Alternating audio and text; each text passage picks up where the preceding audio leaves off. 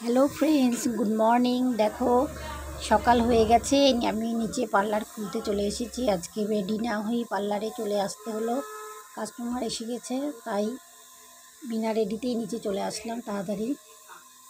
দেখো চুলে keratin hair spa করা হচ্ছে। এই কেরাটিন হেয়ার স্পা করলে চুল ভীষণ সফট এবং সিল্কি হয়ে যায়, চুলে একটা আলাদাই শাইন চলে আসে, চুলটা নরম স্মুথ হয়ে যায়। দেখো আলট্রা মেশিন দিয়ে কিভাবে চুলে কেরাটিন হেয়ার স্পা করা হচ্ছে, দেখে নাও।